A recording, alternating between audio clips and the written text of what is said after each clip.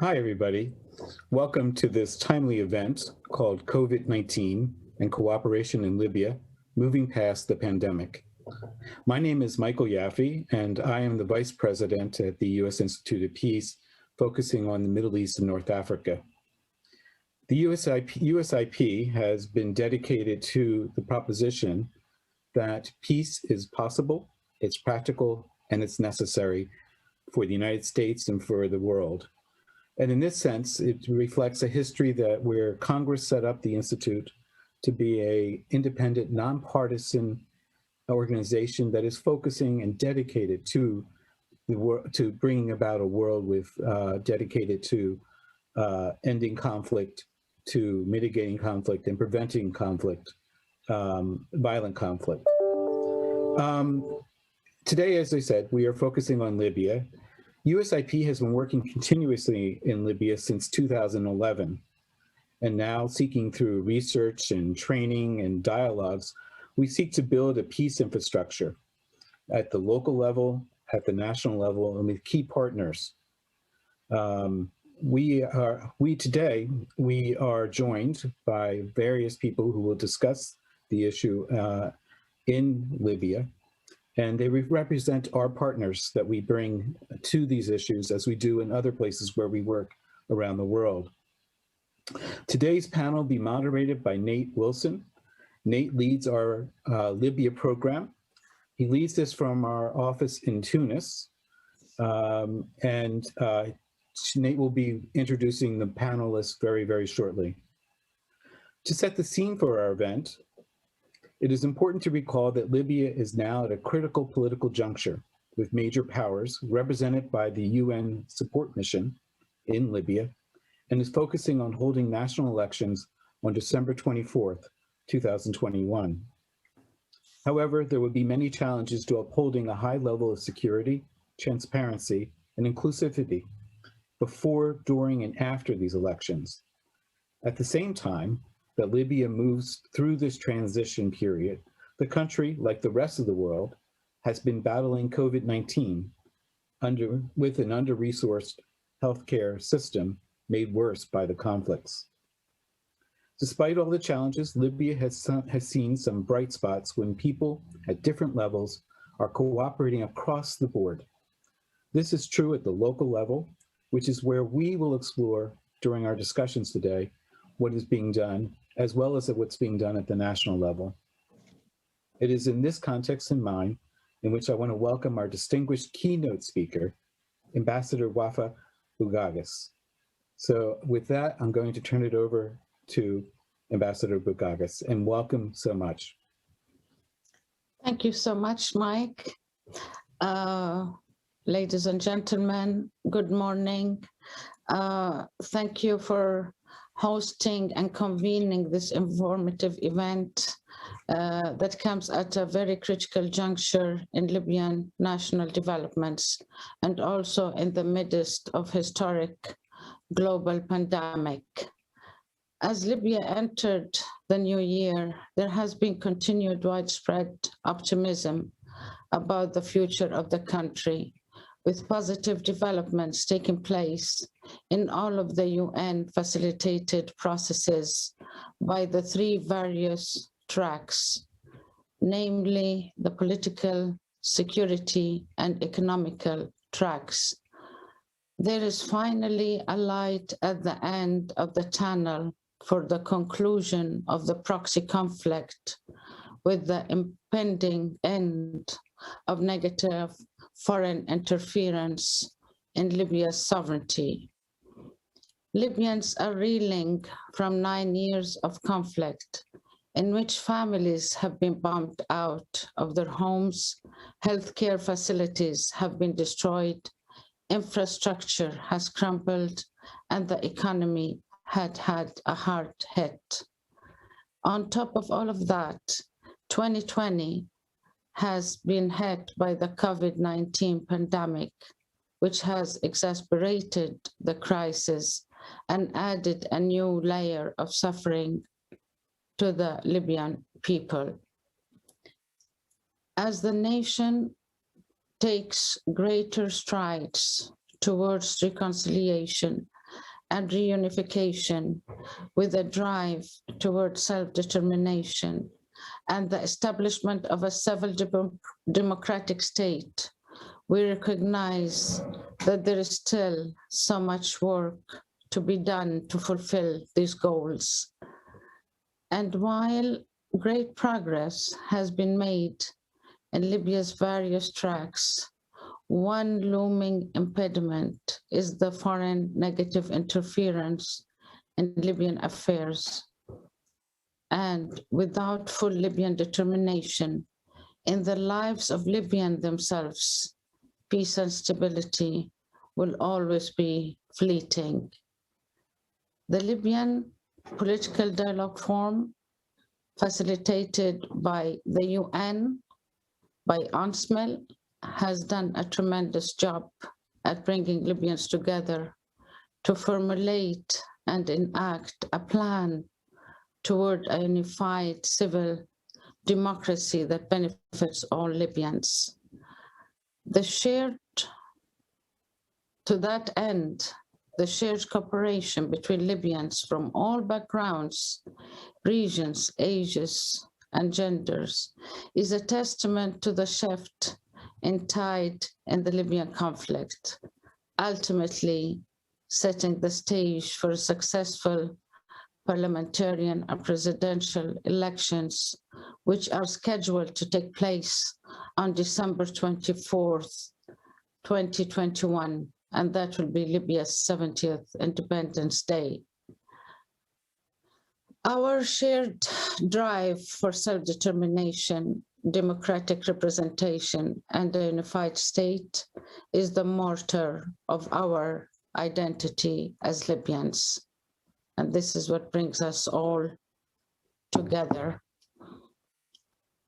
On a more larger scale, cooperation from local and national civil society organizations and practitioners has enabled the considerable success of Libya's municipal elections in the west and south of the country. As a direct result of this success, and with sincere efforts for national reconciliation, prospects for holding successful national elections are high.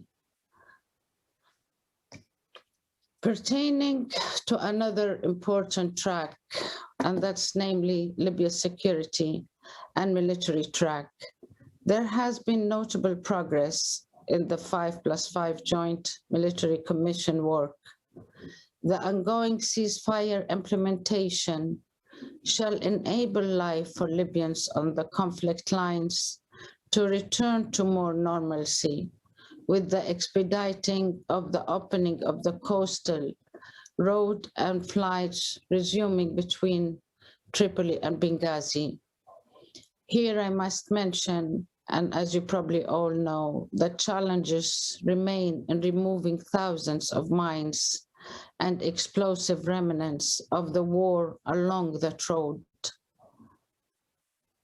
Other effects of the conflict, namely the splintering of Libyan institutions, has been a significant challenge in deteriorating our services and our economy. And here on the economic track, there has been progress towards reconciling and unifying financial institutions of the East and the West, with movement toward unifying the national budget and agreement on the financial fiscal policy. The unification of financial and economic institutions is paramount to reforming the economy and allocating the needed resources and funds to support urgent needs and services to people, such as providing electricity and aiding the health sector amid the COVID-19 pandemic. To all that end, and despite these positive developments in Libya's various tracks, it's inescapable to note the impact that the COVID-19 pandemic has had on the lives of the people, particularly when the country was in conflict and war. The pandemic has impacted every level of Libyan life, of the society, especially displaced persons and the vulnerable population, taking precious lives away, limiting movement, affecting services, and taking a toll on the nation's already weakened economy. It's also worth noting that despite the ongoing difficulties due to COVID-19, Libyan health institutions have remained unified across the nation and have taken measures to combat the implications of the virus, as much as the overall hardship imposed by the war and conflict has allowed.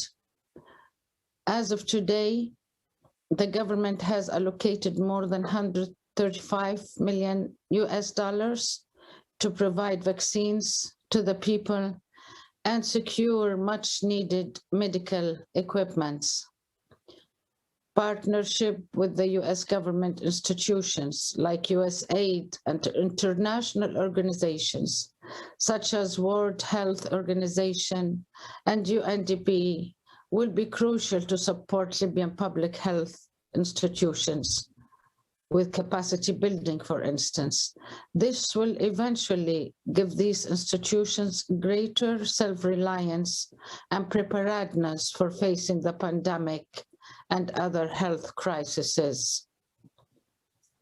As a country coming out of conflict, more help is needed at this point from the international organizations to the Libyan health authorities, and keeping in mind that Libya hosts hundreds of thousands of immigrants who are also in need of humanitarian help and vaccination for all to be safe.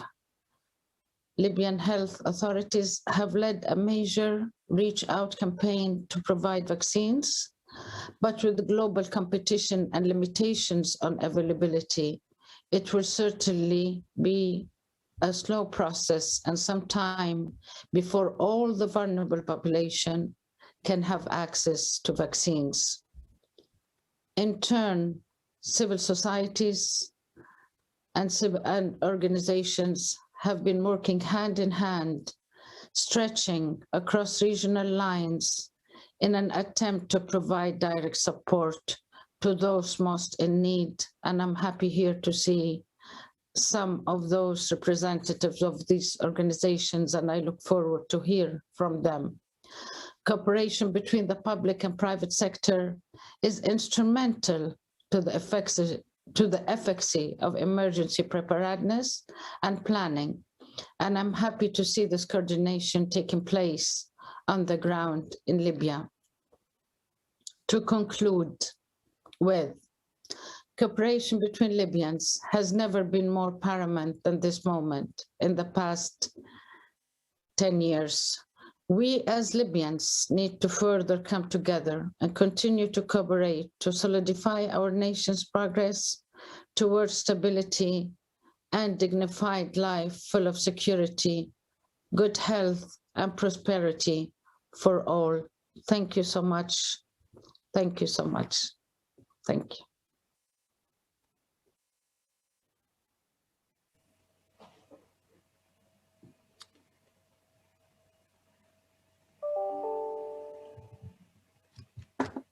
Thank you very much, Ambassador Bouguegas. Very much appreciated those comments. And just to introduce myself, my name is Nate Wilson. I am the Libya Country Manager, as Mike mentioned, for the U.S. Institute of Peace. Thank you again for your remarks, Ambassador Bouguegas. From the U.S. Institute of Peace, we very much appreciate our partnership with you and your ministry, as well as the government in D.C., as well as out in the field and some of our programming that we do in partnership with your colleagues. Very interesting and timely perspective from an experienced and accomplished government official. I really enjoyed hearing you talk about some of the efforts that sometimes go unnoticed when reading headlines about Libya, including cooperation in the fields of health, the economic track, which we might touch on in our discussion, as well as the security track, all very, very important, and I thank you. Now I'd like to explore the local level in the next part of this event. We have a very good panel today, as Mike mentioned.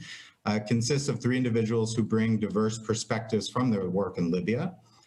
Note that you can join the conversation on Twitter with the hashtag COVID Cooperation Libya, all one word, and also send questions for the question and answer portion of the event at the end of via the USIP event page.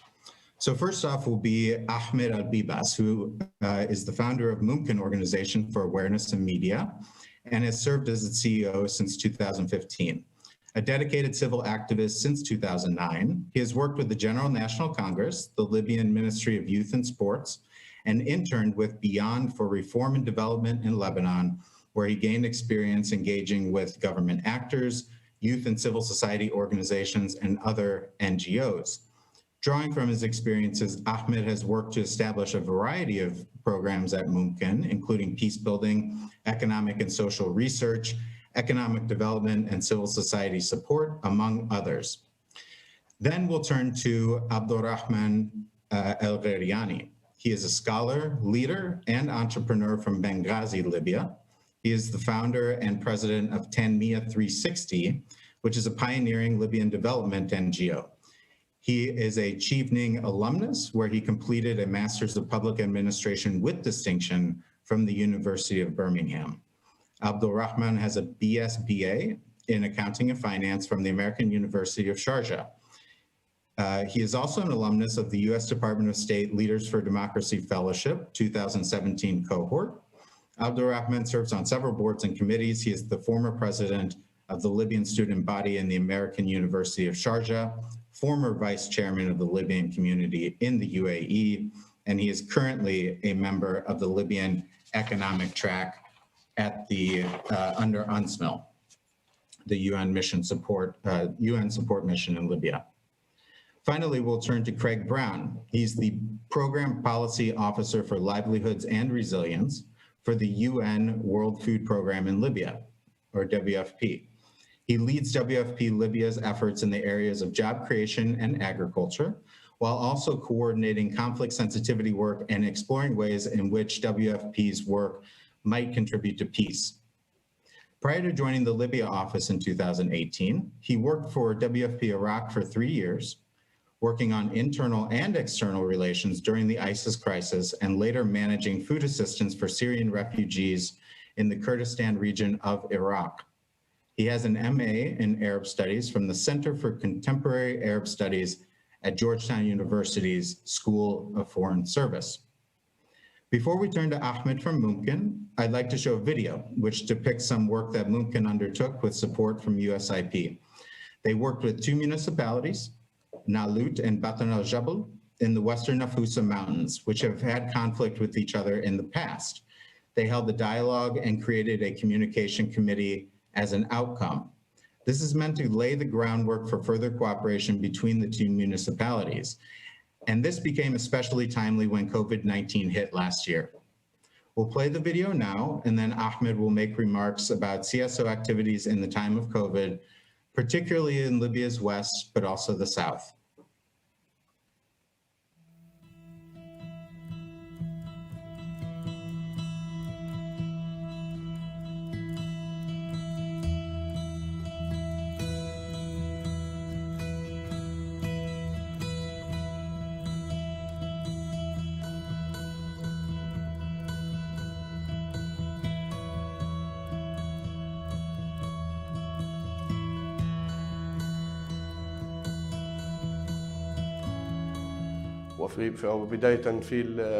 بداية الجائحة زي ما تعرفوا كانت الناس خايفة وكذا والطرق مسكرة، لكن لجنتي باطن الجبل ونالوت كانت على قدم وساق في حل جميع المشاكل التي كانت يعاني منها المواطن في ظل هذه الظروف التي تمر بها بلادنا الحبيبة ليبيا.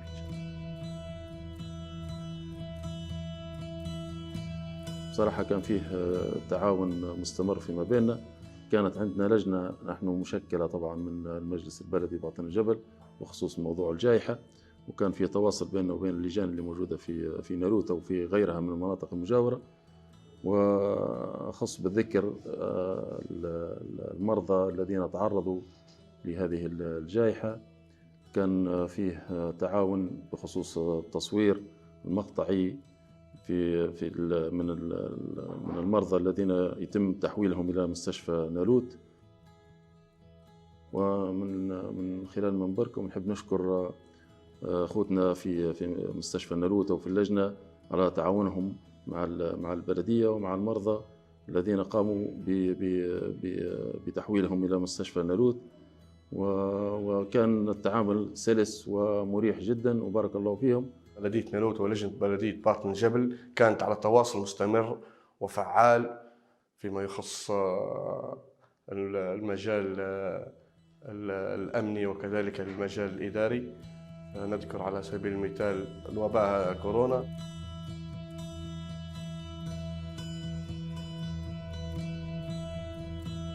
بصراحة يعني سواء كان من تذليل الصعاب في الطرقات في باطن الجبل أو كان على الطريق الساحلي، نحن نعرف أن هي المنطقة يعني تقع على الطريق الرئيسي طرابلس نالوت، تمر بها عدة زوار، وخاصة بعد نالوت يعني فيه المنفذ البري اللي يقع بين ليبيا وتونس الهيبة وازن.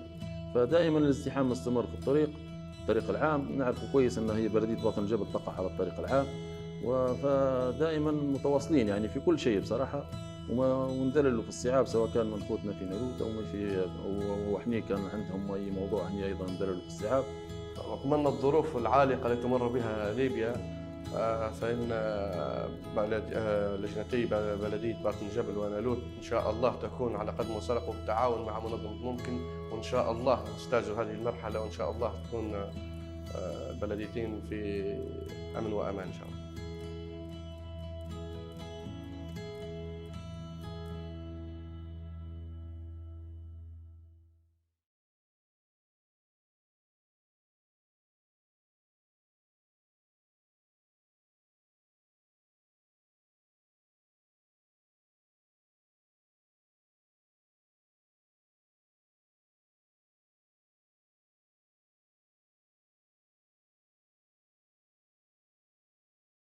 Hello, everyone.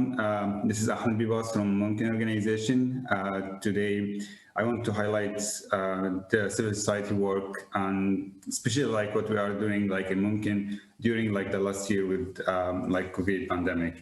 So first of all, I want to start with like the most like important organizations in Libya, which is like the Red Crusade and Scots, and like which they made like a lot of like a great effort to like make everything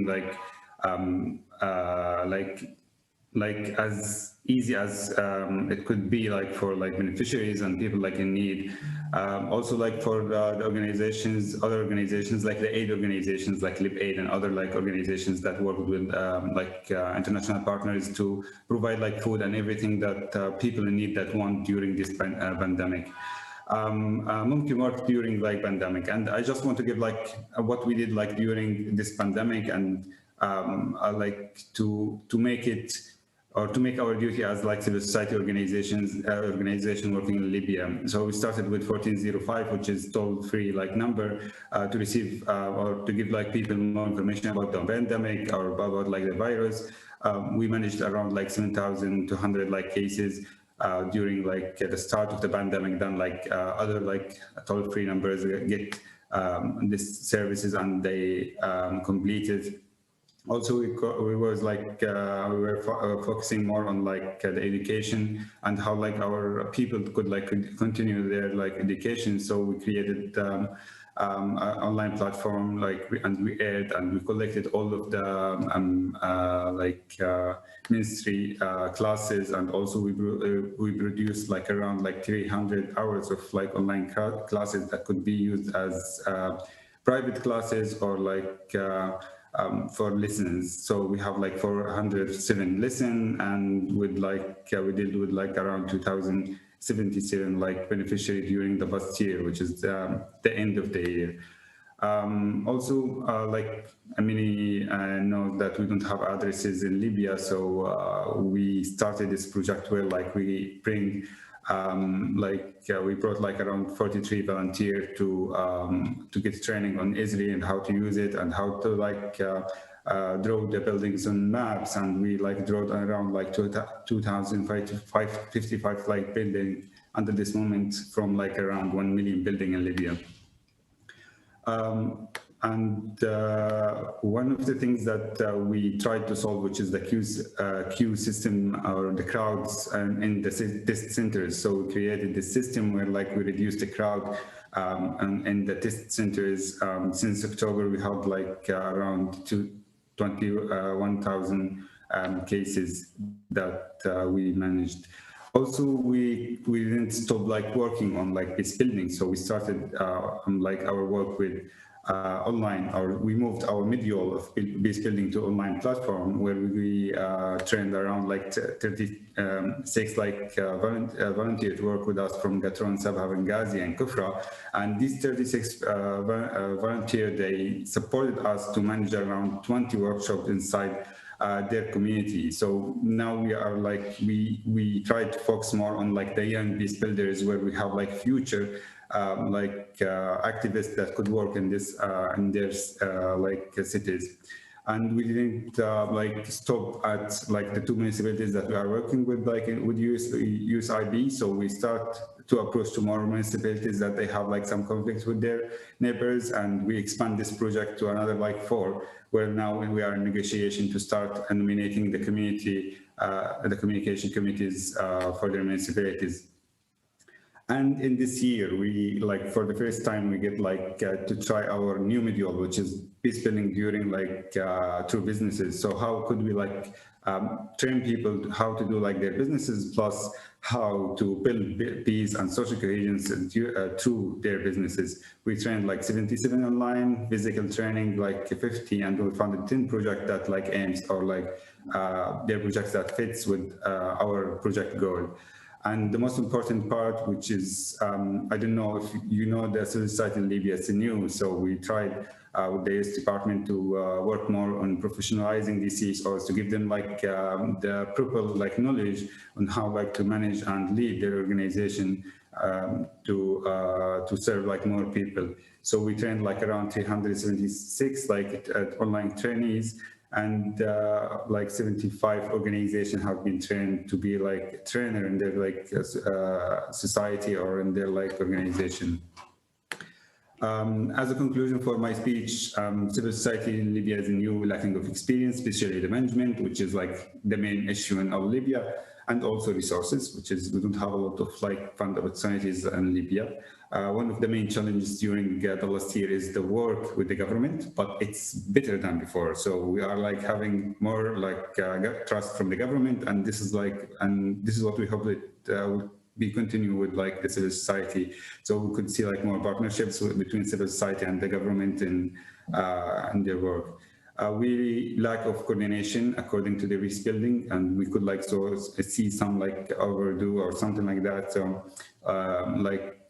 we really need like to make more collaboration and coordination with all the organizations that work in peace building in Libya. Peace building is not just a project and it's ongoing process that shouldn't like stop even like through like pandemic. So this is what we did, and I think it works, and it worked very well. And this is like the main or the best time that we could like do peace building, where like everyone needs the other and they need more collaboration, coordination between each other. So mumkin, like one of the main things that it's really helped us in the peace building, it's our other projects. So all of the program like helps each other inside the organization. So now like one of the like good examples with the WFP, we are the third party monitoring for WFP, and when people seeing like our logo, like they think that we are like providing like other services for them. So they know us, they know that we are like providing other services. When we come like for peace building projects or like sessions, they welcome us. And lastly, which is like we need like more collaboration from NGOs, and we are asking them like for more real like partnerships with the local NGOs, because they are like the future or the sustainable part of the civil society in Libya. That's it. Thank you very much.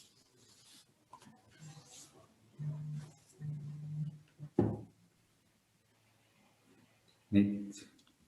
Thank you very much, Ahmed. Really appreciate those thoughts. And, you know, a few things stood out to me.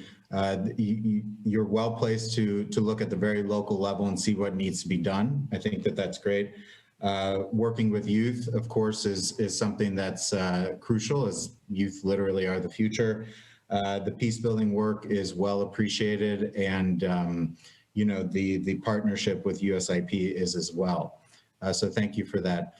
Next, we'll turn to the president and founder of Tanmiyah 360, Abdulrahman Gheriani, calling in from Benghazi to share some of his thoughts from the perspective of his organization based in Libya's east. Thank you. Abdulrahman. Thank you so much, Nate. And I'd like to thank everybody on the panel who made this possible. And hopefully soon we'll do it in Washington, D.C. I know that it's the cherry blossom season very soon, so I definitely would like to visit D.C. again. So just to highlight how great the things that Ahmed spoke about. I'd like to highlight the context, because once we realize the difficulties that we're trying to maneuver in the Libyan civil society, then we will really appreciate the impact that we're having.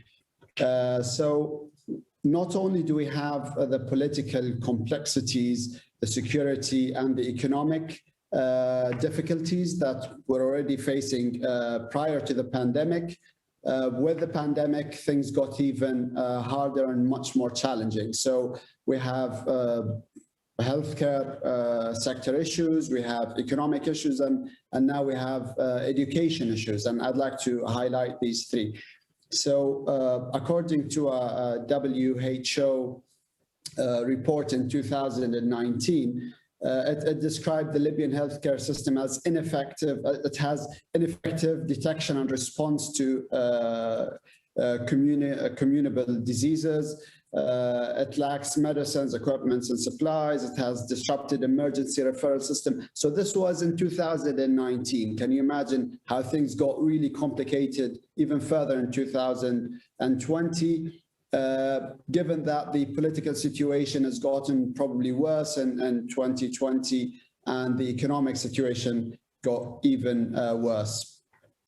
So on adding to the to this mix, the security situation, where multiple attacks happened on COVID-19 healthcare facilities, people were blaming the healthcare staff for fatal cases, although the healthcare staff probably did not have the right equipment and the right environment to save the patient. So these things in mind will help us understand what was happening. So economic situation also was very complicated. Oil production dropped from 1.2 million barrels per day to I think 180,000 barrels per day. That was in the first quarter of 2020. So all of these in mind, add to it the closure of schools due to the lockdown, which put 1.8 million students, according to UNESCO, in the second quarter of 2020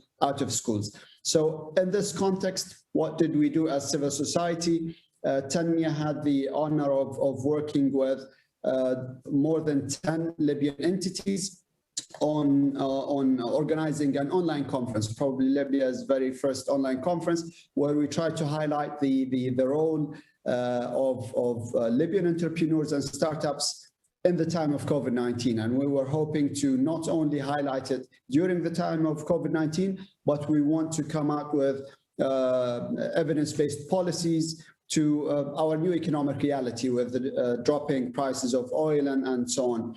And now, a year later, we're working on publishing a report, not only to highlight the conference, but to give an insight of what's happened during the previous 12 months, the previous 4 quarters for this very important, although it's very small, the SMEs in Libya. It's small, but it's significant, and it could play an important role in the economic development of the nation. On healthcare, we organized a campaign where we supported caregivers in the COVID-19 healthcare facilities. We've arranged a number of training programs for civil society organizations, although with small numbers, to keep the social distancing and so on. And we try to enable these civil society organizations to work with the different government entities on the local level, sometimes on the national level, to provide the necessary support. And on the education, we believe that Libya's youth are the youth in Libya are Libya's biggest wealth. So currently we're discussing with a UN agency a potential huge collaboration project to provide access to education in these difficult times. And we're hoping that this collaboration would succeed, and we'll be able to contribute to this very important segment of the community, our children and youth. So I will end here, and hopefully we can discuss later. Thank you. Thanks for those remarks, Abdulrahman. Again, I see that youth, common thread to both of your remarks, and hopefully both that UN partnership will pan out. But even if it doesn't, we look forward to hearing those policy recommendations from your organization, which is well placed for development in Libya in the future. Last but not least, we'll turn to Craig Brown from WFP, who will give a kind of international perspective from his position with that organization. Craig? Thanks very much, Nate, and it's a pleasure to be here, pleasure to be joining everyone, and thanks to everyone for tuning in as well. So WFP's active all over Libya. We aim to assist about 100,000 people every single month, Libyans, displaced people, migrants. Myself, I work on the livelihoods projects, and there we're really focused on vocational training and particularly job creation. As you saw some statistics very earlier, vast majority of people in Libya are employed in the public sector, and so the private sector is quite underdeveloped. So that's, again, coming to that theme under the economic discussions. So last year we assisted through our Food Assistance for Training program 3,500 people across the country, focusing, as others have mentioned, on young people, and especially young women, because they're disproportionately excluded from the labor market across the country. So we've really been working hard to focus on them, assessing at a very local level what the needs are of businesses in that area, and what the interests are of people in terms of trying to find jobs, and how we can come in to support. So that's been our main program, because we saw a big, in terms of food security in Libya, there's a big challenge for people to have enough money to access enough food, considering the liquidity crisis, challenges with accessing salaries, lack of available jobs. So that's kind of where we've come in with that program. Now, COVID put everything on hold for a while, as it did with everybody else, I think. And actually for 6 months last year, we couldn't implement these trainings. But we had to adapt, as we did with our emergency program, the one that supports 100,000 people. So in that case, we have food distributions in urban and rural areas, and trucks traveling all over the country. It's measures such as, social distancing, ensuring gel and masks and things like this are available to staff, so that their safety is guaranteed, but also to our beneficiaries who are attending. So that's something we were doing there, as well as trying to communicate a bit about the need for following these public health precautions.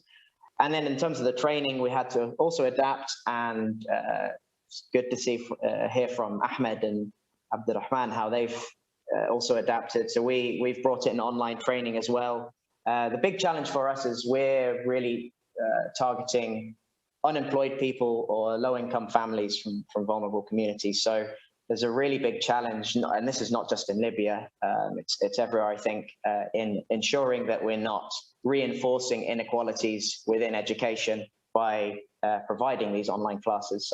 So in our case, that's maybe if people can join online classes through their phone, we try and help with internet credits or something like this. So we don't want that to be a reason why someone misses out on their education in this case. So with that break, it was a big time for us to stop and rethink things and try and figure out how we can work better. So you hear these UN initiatives such as Build Back Better and the new way of working that have come in the last few years under the Secretary General.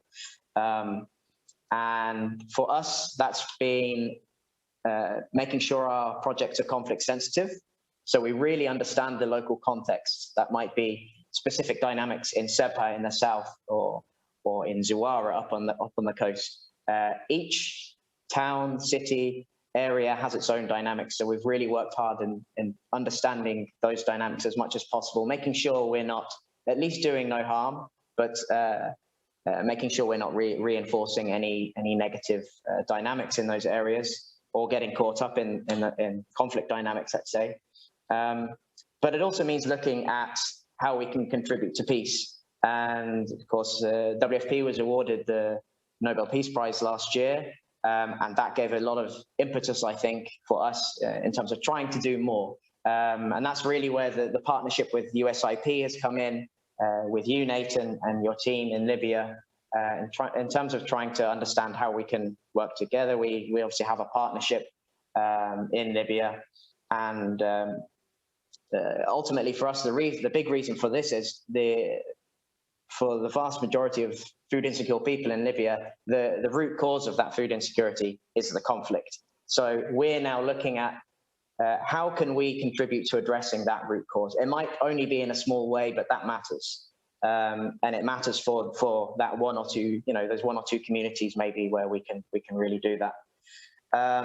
So, and maybe we can talk a bit about this in a bit, Nate, but we have a partnership in Ubari in the south with USIP and the local partner of both of us, Fazan Libya organization, who like Tanmia, like Mumkin, are doing amazing work. And I'm really glad, we're getting the word out there a bit about these organizations. The narrative doesn't always have to be super negative like it often is on Libya. There's so many people doing great stuff. So with Fazan Libya, with USIP, we're working in Ubari. There were peace building dialogues there, which for all intents and purposes have been quite effective in terms of keeping things quite calm in Ubari. And one of the recommendations from those dialogues was to have some sort of communal area, a communal market, a family space where people could enjoy. There just weren't these pieces of infrastructure in the area. So that's where WFP's come in. We have vast engineering experience from our headquarters. So they've been working with us on this as well. We're rehabilitating a market there, which includes a green space that families can enjoy. It's a safe one. It's well lit and everything. We have a management committee that pulls in people from different communities. It involves women. It involves farmers, which is important for us because we're looking also beyond that into agriculture. So that's sort of the big example, I think, of us trying to work more with peace-building actors like USIP to address that root cause, and it's something WFP is looking at all over the world. And yeah, with that, I think it brings me back to the local partners. None of this is possible without them, and they are the future. They're what makes these projects sustainable if we want to work well and work right. We have really strong partners all over the country. And the hope is further down the line that we can step away, we won't be needed, and these local organizations will be able to carry on the great work. So I think I'll wrap up there. There's obviously tons and tons I can say, but it's great to join you all. So thanks. Back to you, Nate. Thanks very much, Craig. And we are honored to work with WFP in Libya. I think you pointed out a lot of different things that we'll get to in a second. But it ties back to the strength of the Libyan people that Ambassador Bourguegas pointed out in her opening remarks. And I think that that's something that we want to highlight in this event, but also something that you highlighted in your remarks. So thank you. Speaking of one of those organizations, I think that we'd like to go rapid fire a question for each of you, and then we'll have a general discussion. So Ahmed, I'm going to turn to you. What advice do you have for CSOs that want to help foster cooperation in the coming period? Do you see potential points of cooperation that could be capitalized on, for instance, with vaccinations or elections as two big issues that are coming, that are on the agenda of everyone working in Libya, or are there issues that we're missing? This is also something that's been brought up regarding vaccinations and so on and so forth by some of our questioners. I think it's very difficult now to work with vaccination because it's like the government work, and interfering in these kind of things is I think it's going to be very difficult for CSOs. But the things that we really need to focus on right now is the quality of the next election. I'm not talking about the election, but it's the quality of it. Who's the people that are going to come, and also the participation of the people. So since 2014, we couldn't see we see a lot of people that lose their trust in the election. So I think in the coming 10 months, all the focus should be on how we could motivate people to go to the election day, and just give their vote there. And I hope that will work. So this is what I see as a priority right now for civil society, for any international organization that want to work. And the most important part of that is to keep the knowledge, which is the sustainability of the local civil society in Libya. So I couldn't imagine the civil society without international NGOs right now. And what we really need is for the international to handle or to hand out the knowledge and the experience to the local CSOs, so they could continue their work after that. And this is what happened with Mumkin, and I hope that I see the same thing with other organizations in Libya and all of Libya. So I hope for any organization that want to come and work in Libya to put this in their mind. So this is number one hope for me. Thank you. Great. Thank you very much. And I think that that's right with regards to the elections. I mean, not just holding them, but having them usher in that kind of democratic representation that the ambassador pointed to, and indeed that the United States is interested in helping with. Abdulrahman, I'm going to turn to you now. You talked about what some of the official policies were and some of the actions that your organization took. Could you sketch out just what the road ahead looks like in the East? What are some of the major challenges with regards to the pandemic itself, or elections, or something that we're not foreseeing right now? And what do you foresee as some of the responses of communities? Sure, thank you so much. So unfortunately, because of the situation and the complexity and the mounting challenges, people are not seeing COVID-19 as the worst thing that could happen to them. And hence, many people in the community are not really taking it as seriously as it should be taken. So this is something very fundamental, but hopefully with the vaccines coming to Libya soon, and I hope that the COVID-19 would not be our greatest challenge, so that we could focus on the challenges that are more entrenched. So talking about the elections, the upcoming elections, or the whole governance framework, whether it's on the local level or the national level, we lack public engagement. So we have this issue. And as a result, we have decreasing voter turnout, as Ahmed rightly mentioned. And we saw that in the elections of the municipality of Tripoli. So how can we fix this? It's a very complex question. But what we're doing as an organization, and again, Ahmed put his hand on the issue. We're trying to build the capacities of other civil society organizations. So over the past months, we trained, I would say, tens of local NGOs. And one of them, and it's one that I like so much, they're working on debating. It's a debating club, and they're trying to reach to universities, and we need these things. And what we're trying to do is that not to tell them what to do, but to teach them how to do it, how to be successful, how to be sustainable. Currently, we're working on a program funded by USAID, and it's implemented with the American Bar Association. It's on misinformation, on hate speech, and we put a component of general knowledge, and I'm really proud to say that the very first cycle of this program, which is IDRAK 360, it was funded by USIP.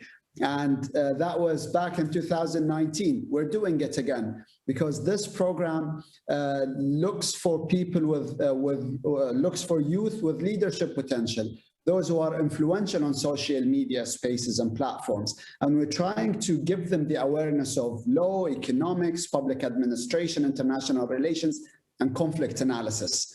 So these are the things that could have an impact. It would take time, but at least we have to do the right investments. This is a long-term investment in our youth, and hopefully when the pandemic ends, hopefully soon, at least we will have youth who are aware enough to engage with the decision makers, who will push for more transparency, more public engagement, and governance, and or good governance. And maybe those youth would one day be elected officials or decision makers who could hopefully lead us to prosperity and more and more prosperity. Thank you. Thanks very much. And, we are proud to have noticed a good thing when we saw it. And, your organization has proven to be in it for the long term. And I think that's crucial, especially when there are some of the emergencies that have been discussed so far. Craig, I'd like to turn to you now. I'm wondering if you could drill down on the Ubari market a little bit. I think that, it's worth mentioning that not only did we want to keep things calm in Ubari, but, also give people an opportunity to see a new future. And I think that that's where, our small contribution is hoping to make, have a positive outcome in the city. But the question for you is, can you give some practical advice on how organizations that come from different backgrounds, us, for example, from a peace-building background, you from a humanitarian aid background, can talk to each other, and how they can cooperate with each other and build on each other's strengths? Because I know that coordination is a buzzword, but I'm looking for practical recommendations if you have them. You give me an easy question. I think it starts with being aware that these organizations shouldn't try and go it alone and try and think they can solve a variety of issues. It's a good thing to work in partnership with others. It's a good thing to think broadly. We have this so-called Nexus working group in Libya, where it tries to bring thinking from development, humanitarian, peace building together to see how we can complement each other's work. So many of these issues we come across really cross-cutting, right? It might be there might be governance issues, there's a lack of local services provided, lack of jobs available, and some basic needs not being met that require humanitarian assistance. So there are very different issues going on, which you get to know if you really zoom in and do the analysis on these specific areas. So really, once you see these, it's important to then look for ways you could maybe work with other organizations on them, rather than just thinking, oh, that's not relevant to what I'm doing, or that's not relevant. Well, actually, everything affects each other. I think of food security issues are affected affect health, nutrition, economics. These are all kind of intermixing, and when things go badly, they go badly across these different areas. It really becomes a vicious cycle. So it's important to kind of look up and see how you can work with others, and that's where this project with you at USIP has been really well received, I think, by the local communities.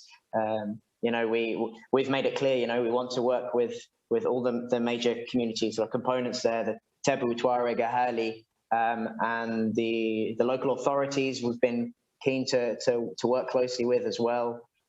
It's not just the local CSOs, right? It's the local authorities we really need to work with and try and support their capacity as well. So I think that would be my suggestion: is look for partnerships, look for opportunities, really seek them out, and you can find these opportunities to contribute to.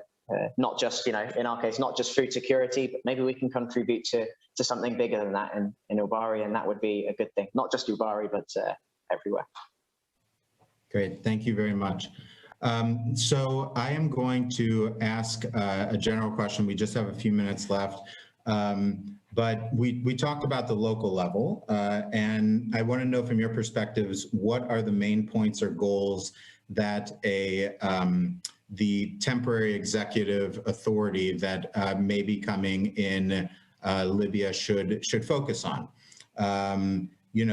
What can they do before the election to boost the election outcomes, and so on and so forth. On the other side, the same question can be asked. What should the Libyan citizen do to support this potential temporary executive authority?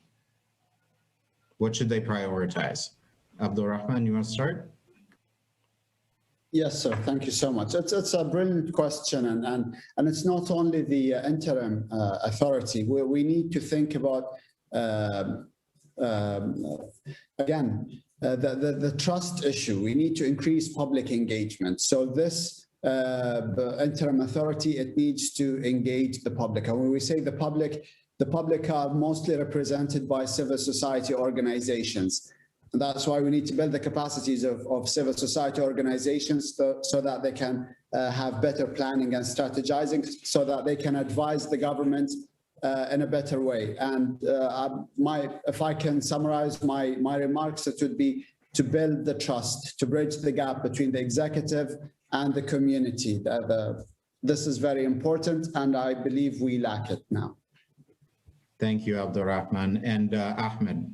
I think one of the most important thing is like the first way, which is like building the trust between the community and the government. And to do that, you need to show the people like some achievements. So Libyan, they give hope to any like a new government, but like they want to receive something. They want to see like some projects. They want to see like some like. The easy thing is like they don't want any queues anymore, and like in front of the benzene station or in like bread or bakeries or like in the banks. So this is the most important thing, start to be like for the people. If they solve these small things, they may like start gaining the trust of the people. So the people, they could follow their leaders. So we couldn't like ask the people to follow leaders that they don't care of them. So we need like a leaders that feel the people needs and they try to give them something. And I think the most important thing that the government should do is like to support the local governments, the municipalities, to give them like the authorities. They're like to give them like all the regulations that they want to operate. So by this kind of actions, we could see like more small achievements, but like more sustainable local government, and people, they start like focusing more on their like municipality than the government. So like this is, I think, the way of or the thing that the government should do, like in the few periods. I hope so. I think we just have a moment left, but do you guys think that there should be a special strategy for guaranteeing the responsibilities between government actors, civil society organizations, and maybe even international organizations? Yes or no, with short commentary. Yes, and again, it depends on the political will. So if you have an executive body that claims to be interested in the public opinion and the partnership with civil society, and that is claims to be interested in giving more roles to women leaders in our community, but in action you don't see that. As Ahmed said, if you don't see action, then there's no trust between the government and the people. So yes, I believe there needs to be some sort of collaboration, but action needs to follow the words. Have a strategy, but then implement it. Craig, and then Ahmed, we'll finish with you. Yeah, totally agree with what the others said. The confidence and the trust, I think, can come with working more closely at the top level with the municipalities. And if people see those services are being delivered and their needs are being met on a local level, like there's tangible improvements, that will go such a long way to improving things, I think. I think, yes, and we really want like more like actions from the government, like welcoming like the initiatives that coming every day to the government, like from civil society, to improve something, and or like to give something to them, like just trust us, like we are really want to help like our people, like the government like want to, and we have the knowledge, and sometimes, or in many times, we have also the resources, the man resources and the money to implement something, but we just need your partnership. We just need like to do something. So trust us, and we will show you that we are worth to this trust. This is like my message to the government, and we really are looking forward for any action to welcome like civil society initiatives, or so we could like work with the government side by side. Thank you. Very clear messages from all of you. It's clear that everybody on this panel is working for the improvement of the situation in Libya. I hope that we've helped to highlight a few of the bright spots in Libya, and there's much more than what we see here. With that, I'd like to thank Ambassador Borregas, and before that, Dr. Mike Yaffe for opening remarks. Craig Brown, Ahmed Al-Bibas, and Abdurrahman Ghairiani. Thank you all, and continue the good work. Thanks.